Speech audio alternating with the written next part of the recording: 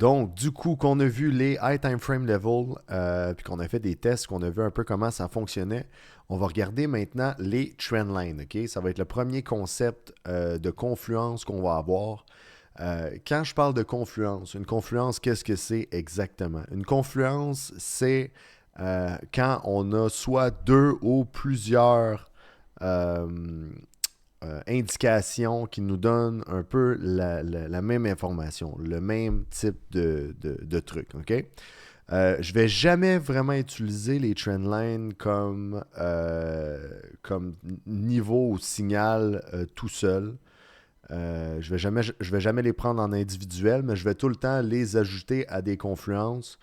Euh, Parce que, évidemment, les trendlines fonctionnent comme support et résistance.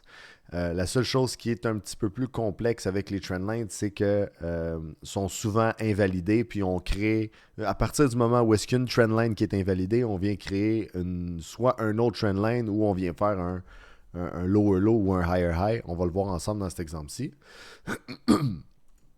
Mais je les utilise quand même pour quand même pouvoir trouver des confluences dans le chart. OK? Euh, Là, on a encore notre chart du Bitcoin. Évidemment, le Bitcoin, c'est pratiquement juste ça que je trade. Puis d'ailleurs, le contenu que j'enseigne peut être bon pour tous les types de coins, en fait, tous les types de market. J'ai pas testé ces analyses-là sur le stock market ou sur le forex, mais ça va être à vous de peut-être backtester, voir si ça fonctionne, parce que j'ai pas l'habitude de trader ces types de marchés-là. Mais je sais qu'il y a quand même plusieurs trucs qui doivent quand même fonctionner de ce côté-là aussi. Donc, juste avant de commencer, dans la vidéo précédente, j'étais censé vous montrer comment mettre des alertes, puis j'avais oublié de le mettre dans la vidéo, donc on va le mettre dans celui-ci. Exemple que je voudrais mettre un alerte à ce niveau-là ici, à notre daily level qui est juste ici en bas. Ce que je pourrais faire, je me mettrais une alerte juste avant. Donc, je fais clic droite, ici, Add Alert. Puis, assurez-vous que dans la section notification, vous ayez ça de cocher ici, Notify in App. Si vous avez l'application TradingView sur votre téléphone mobile, vous allez recevoir un alerte directement sur votre mobile. Donc ça, c'est très pratique si vous ne passez pas la journée devant l'ordinateur, évidemment. Donc ça vaut la peine. Puis moi, personnellement, euh, je ne vous conseille pas de trader de nuit parce que c'est pas très évident, c'est pas super bon pour le sommeil. Euh, mais quand, exemple, j'arrive à certains niveaux qui sont super importants, ce que je fais, c'est que j'ai un mode dans mon téléphone qui est un mode sleep, un mode sommeil, donc j'ai aucune notification. Puis j'ai un autre mode qui est work. OK? Mon mode work, c'est exactement comme mon mode sleep, sauf que ça laisse passer les notifications de TradingView. OK? Donc quand on est vraiment proche d'un niveau, puis que je veux pas manquer un niveau, puis que je sens qu'il y a un vraiment bon setup à avoir, je vais le mettre sur le mode work. Comme ça, quand mon alerte trigger, je me fais réveiller la nuit. Je m'en viens voir 5, 10, 15 minutes devant le chart. Si j'aime le setup, je prends la position puis je vais me recoucher. Mais je vous conseille pas de trader comme ça. Moi, c'est comme ça que je le fais. Mais si jamais il y en a que ça intéresse, vous pouvez le faire de cette façon-là. Moi, c'est un truc que j'ai trouvé avec le temps. Euh, Puis pour ceux qui se demandent, désolé pour ma toux, là, j'ai un petit mal de gorge ce matin. Donc, je vais essayer de pas trop tousser dans le micro, mais je m'excuse d'avance là, si ça peut être dérangeant un petit peu. Euh, mais si jamais il y en a qui sont intéressés à faire le même genre de truc que ça, moi, j'ai un iPhone. Ça doit sûrement se faire aussi sur Android, le même type de truc. Donc, à partir du moment qu'on met un alerte comme ça,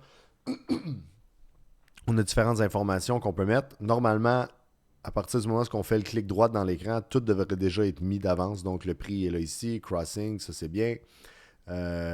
Trigger only once. On veut juste qu'il trigger une fois. On ne veut pas le mettre qu'à toutes les fois qu'on reçoit une alerte, sinon ça finirait plus.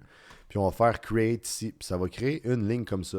Si jamais la ligne elle vous dérange, vous pouvez faire clic droite, puis enlever le extend. Puis là, tout ce qui va vous rester, c'est une petite flèche ici à droite. OK? Si vous voulez remettre, vous faites extend comme ça ici. Moi, personnellement, je les enlève parce qu'à un moment donné, ça devient mélangeant avec les analyses qu'on fait. Puis toutes les alertes se retrouvent dans le petit horloge ici à droite, juste en bas de la liste. Donc quand vous cliquez là-dessus, vous voyez les alertes qui sont là. Moi, je prends la peine de remove ceux-là qui sont inactifs. Puis aussi, d'ailleurs, quand je mets une alerte, j'ai oublié de le mentionner, on peut modifier le message ici. Donc souvent, ce que je fais, c'est que je garde le BTC USDT, puis je marque long setup. OK? Fait que vous pouvez vous marquer des messages ici dans la section messages, comme ça, des fois ça l'aide si vous avez plusieurs alertes sur plusieurs types de coins. Au moins, vous savez pourquoi l'alerte a trigger, puis qu'est-ce que vous avez à faire quand l'alerte trigger. OK? Donc ça, c'est bon pour l'alerte. Maintenant, on va passer aux trendlines. OK? Les trendlines, c'est assez rare que je les utilise sur le high time frame. Malgré qu'on peut le faire, moi je l'utilise plus ou moins. Ça peut réagir quand même bien, mais c'est surtout sur le plus petit time frame que je vais les utiliser. Puis aujourd'hui même, on a eu un super bel exemple avec la trendline, donc je vais vous montrer. Depuis que le Bitcoin a eu une montée de 26 000 aller jusqu'à 30 000, on peut remarquer qu'on est dans une consolidation depuis en fait le 23 non le 21 juin.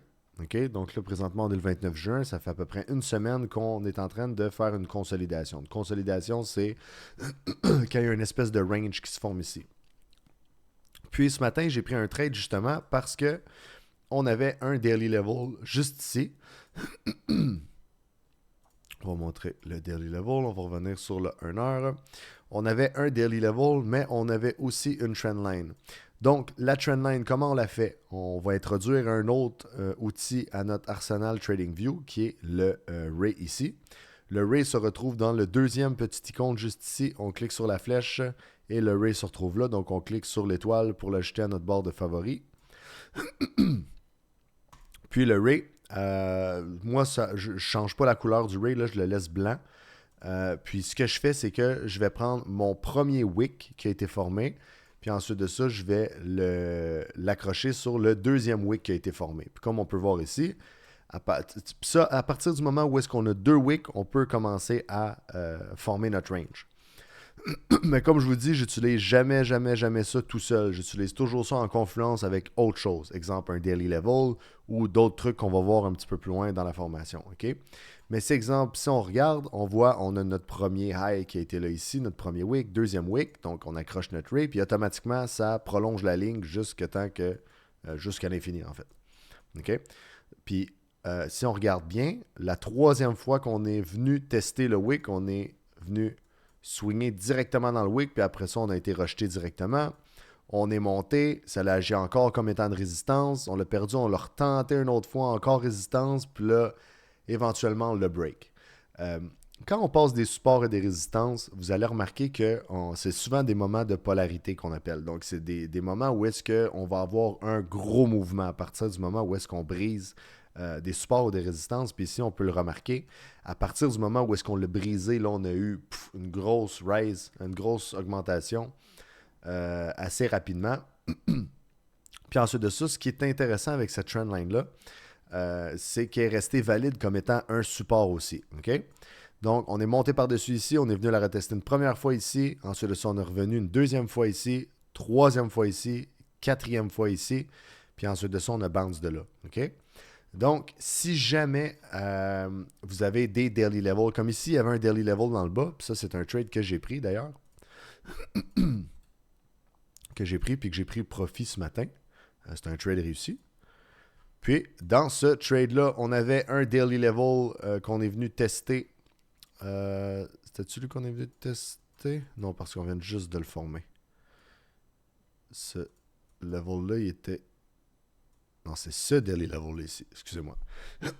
Parce que là, on a formé un autre daily level, mais ce daily level-là n'était pas encore formé. Vous voyez, on avait formé un daily level ici, puis on l'a pas tout à fait retesté à ce niveau-là. Fait que moi, j'attendais, puis je me disais que si jamais on allait revenir à ce niveau-là, qu'on allait venir tester le niveau, Je le sais qu'il y a beaucoup de traders euh, qui sont embarqués dans des long positions ici. Puis ça, c'est avec des footprints, CVD Open Interest qu'on va voir plus tard dans la formation, mais ça nous indique qu'est-ce que les autres traders font. Je savais qu'il y avait beaucoup de traders qui étaient embarqués dans des long positions dans ce mouvement-là ici, surtout quand on avait passé la trendline.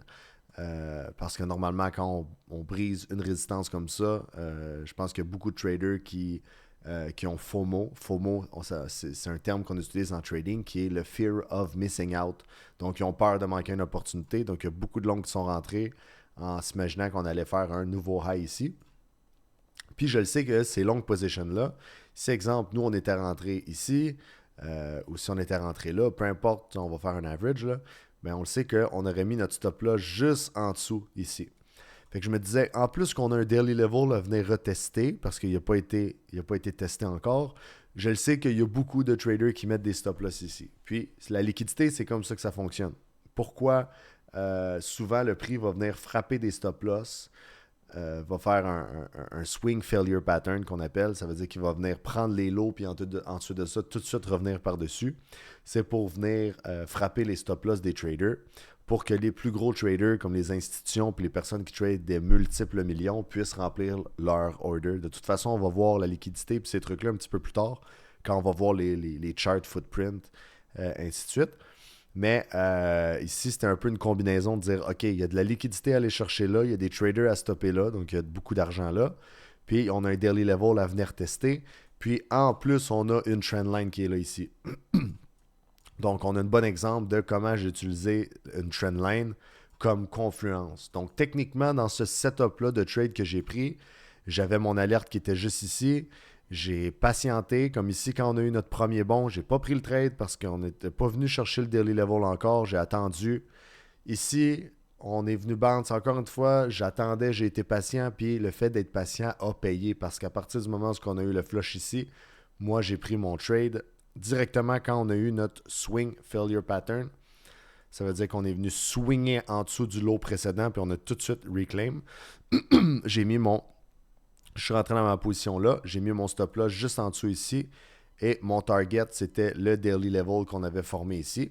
Donc c'est un setup avec un 7.46 de risk-reward ratio. Donc encore une fois, un excellent ratio pour un trade. Puis rapidement, on est venu récupérer la trendline. Donc on a vraiment swing à travers la trendline, mais on est tout de suite revenu par-dessus. Donc, on voit qu'elle a bien résisté, elle a bien soutenu le mouvement. Donc, ça a été un bon support.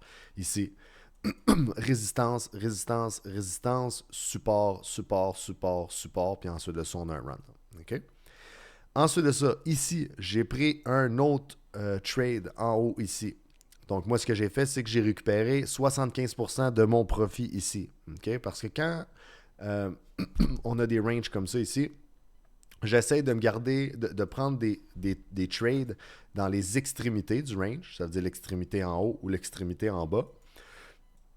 Puis, je récupère mon profit à des niveaux vraiment spécifiques où est-ce que je m'attends à ce qu'il y ait des résistances. Mais j'essaie tout le temps de garder un petit peu dans ma position parce que, éventuellement, on ne peut pas trader éternellement dans un range comme ça. Il va y avoir un break. Okay? Il va y avoir un breakout. Un breakout, ce que ça veut dire, c'est qu'on on va briser le range, puis on va aller rejoindre un autre range. Parce que dans le chart, c'est toujours comme ça. On forme un range, on break, on reforme un range. On break, on reforme un range, on break, on reforme un range. Okay? C'est tout le temps comme ça que ça fonctionne. Si on regarde exemple plus bas, un bon exemple ici. Donc, on forme notre range, break, range, fake out, break, range, oups. Puis ensuite de ça, break.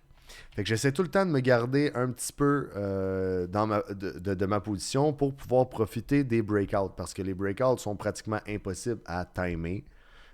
Des fois, j'arrive à les attraper juste avant le breakout, mais on ne sait jamais vraiment exactement au moment que ça va breakout. Donc, j'essaie tout le temps de me garder un peu dans ma position. Donc, moi, j'ai récupéré 75% de mon profit ici. J'ai mis maintenant mon stop loss à mon entrée.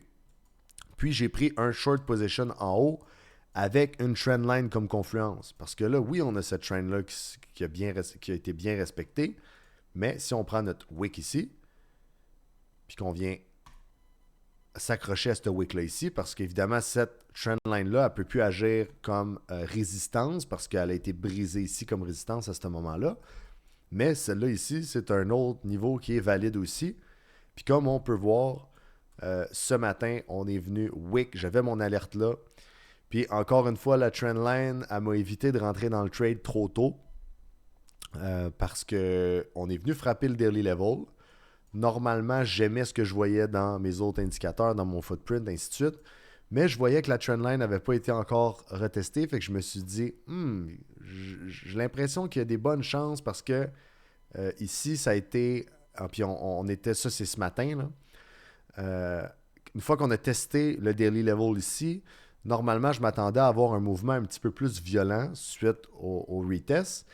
Mais ce qui m'a fait patienter, c'est que je me disais, bon, la trendline, elle n'a pas été encore retestée. Puis, la session de trading New York n'a pas encore commencé. La session de trading New York commence à 9h30. OK? Donc, souvent, là, entre, je vous dirais, le 8h, 8h30, 9h, là, 9h30, là, ça commence à brasser pas mal du côté de la crypto. Donc, j'étais comme, j'ai l'impression que il y aurait des bonnes chances qu'on vienne chercher les highs qu'on a fait ici pour venir stopper les traders qui ont shorté trop tôt dans le mouvement, venir tester du même moment la trendline ici, puis ensuite de ça, avoir notre flush. Okay? Fait que j'ai été patient, puis la patience a payé parce que j'avais mon alerte ici. Mon alerte a été trigger, on est venu swinger en haut, puis directement quand on est revenu en bas, ça veut dire on est revenu en dessous de notre high qu'on avait fait précédemment ici. Moi, je suis embarqué dans un short position ici. Je suis embarqué dans un short position là. J'ai mon stop loss ici. Et j'ai mon take profit au nouveau daily level qu'on vient de former. Parce que là, on a formé un nouveau daily level ici. OK? Donc, j'ai mon trade qui va comme ça ici. Qui est un trade de 5,89 de ratio. Puis ça, c'est un peu le même principe que j'ai fait avec ce trade-là ici.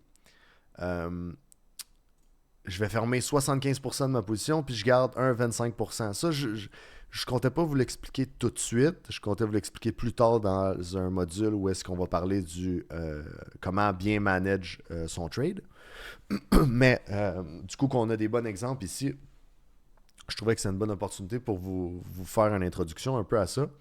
Donc, moi, je vais fermer 75%, je prends 75% de profit en bas ici, puis je me garde un 25%. Donc, de cette façon-là, ce que ça me permet de faire, c'est de pouvoir, à toutes les fois qu'il y a des niveaux qui se développent, puis que le chart se développe dans un range comme ça, ici, je récupère du profit à toutes les fois que ça bounce en bas, en haut, en bas, en haut, en bas, en haut.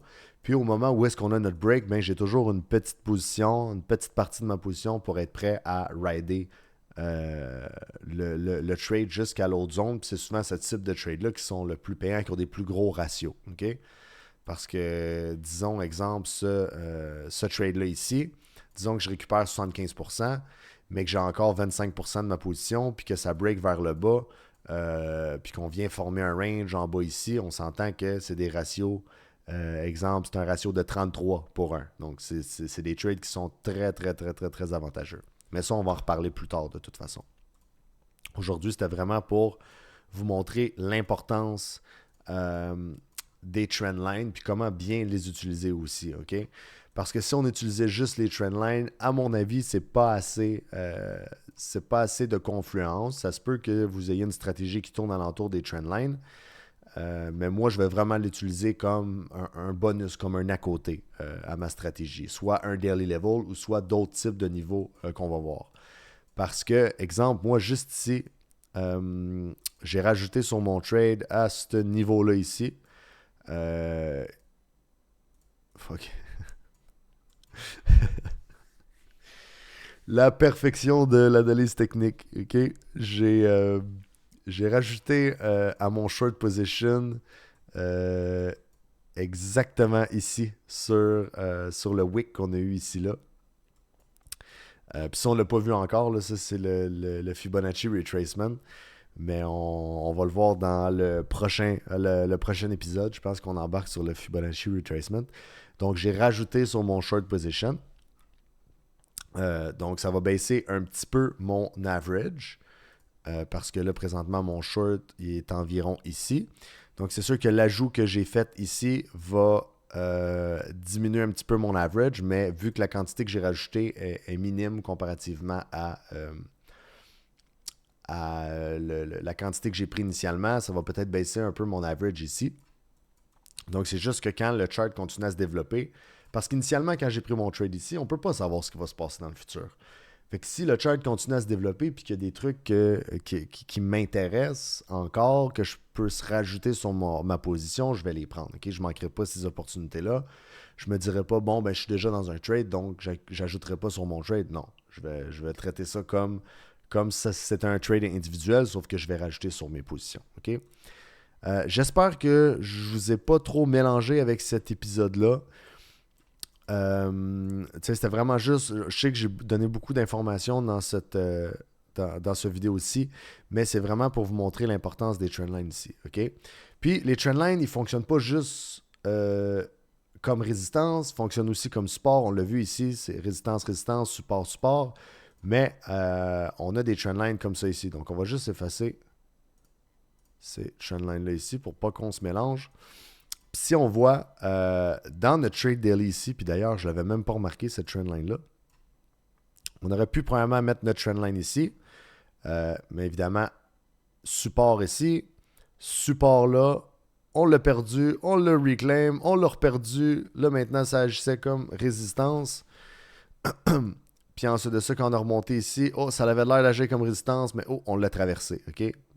Donc ça, c'est un bon exemple du pourquoi il ne faut pas juste se fier au trendline pour rentrer dans des positions.